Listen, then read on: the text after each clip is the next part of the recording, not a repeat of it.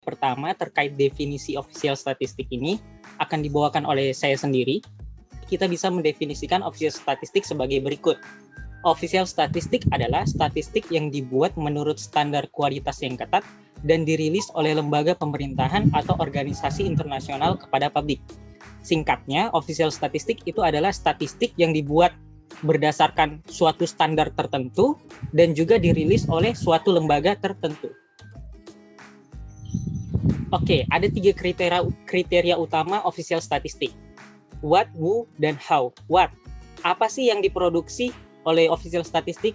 Jadi official statistik ini memproduksi data-data yang berkaitan dengan fenomena-fenomena tertentu. Umumnya yaitu fenomena demografi, fenomena ekonomi, fenomena sosial, dan lingkungan. Nah, data-data tersebut itu bertujuan ada untuk memenuhi kebutuhan para pengguna atau para user. Oke, yang kedua, who. Siapa? Jadi siapa sih yang memproduksi official statistik itu? Jadi official statistik ini diproduksi oleh lembaga-lembaga yang telah ditentukan oleh UU. Nah, akan dibahas lebih lanjut di materi prinsip dasar hukum official statistik. Oke, yang ketiga, how, bagaimana. Jadi bagaimana sih cara memproduksi official statistik itu? Jadi dalam memproduksi official statistik itu tidak sembarangan, harus memenuhi kaidah-kaidah tertentu yang telah disepakati bersama, yaitu dalam hal ini UNFPOS. Karakteristik official statistik. Jadi official statistik itu memiliki 5 sifat khasnya sendiri. Yang pertama, independen.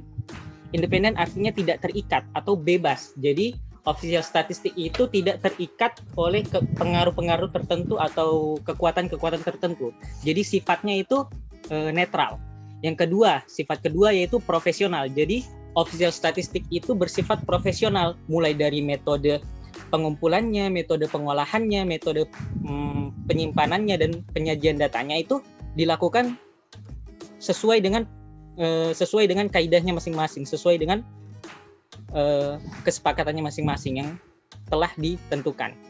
Yang ketiga, konsisten. Jadi dalam karakteristik official statistik ada sifat konsisten. Jadi official statistik itu harus konsisten antara datanya dengan interpretasinya, itu harus bersesuaian. Yang keempat, mudah diakses. Jadi official statistik itu tidak dapat diakses oleh publish. Jadi harus bisa diakses oleh publish, baru disebut official statistik. Yang terakhir, kelima, konfidensial atau menjaga kerahasiaan. Jadi official statistik itu hanya boleh mempublish atau menyebarluaskan data-data terkait agregat, data keseluruhan, bukan data secara individu. Sejarah official statistik dimulai ketika perintah raja suatu negara yang ingin mengetahui kekayaan negaranya, jumlah penduduk, hewan peliharaan, hasil pertanian, dan modal. Nah, bisa dilihat yang paling pertama itu terjadi pada sensus Quirinius yang dilakukan pada zaman Kaisar Agustus. Nah, sensus ini digunakan untuk sensus ini terjadi karena kaisar tersebut menyatakan bahwa seluruh dunia harus dikenai pajak. Nah, yang selanjutnya yaitu Domesday Book yang dilakukan pada masa pemerintahan William si penakluk. Nah, dia menyatakan bahwa harus mengadakan pencacahan jiwa dan kekayaan di seluruh wilayah Inggris untuk mengumpulkan pajak dan tugas militer. Nah, yang selanjutnya yaitu penemuan tabel mortalitas oleh John Brown, Emmons, dan Haley, dan lain-lain.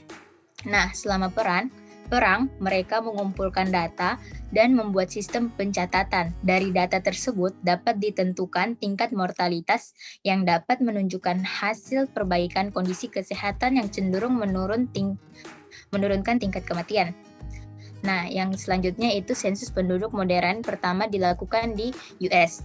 Ide modern tentang sensus penduduk sebagai pencacahan lengkap semua orang dan karakteristik penting masyarakat untuk tujuan memahami struktur dasar dan tren masyarakat secara perlahan, muncul pada abad 17 dan 18. Di Amerika sendiri, sensus pertama dilakukan pada 1790 Nah, untuk 1953 itu dilakukan sensus neraca untuk mempermudah melihat perkembangan perekonomian suatu negara. Next. Nah, sensus penduduk di Indonesia yang pertama kali dilakukan oleh kolonial Belanda pada tahun 1920 itu mencakup seluruh Pulau Jawa. Selanjutnya pada tahun 1930 mencakup sebagian besar wilayah Indonesia. Nah, pada tahun 1961 setelah kemerdekaan ini adalah sensus pertama yang hanya mencakup daerah-daerah besar di Indonesia kecuali Irian Jaya dan Timur Timur.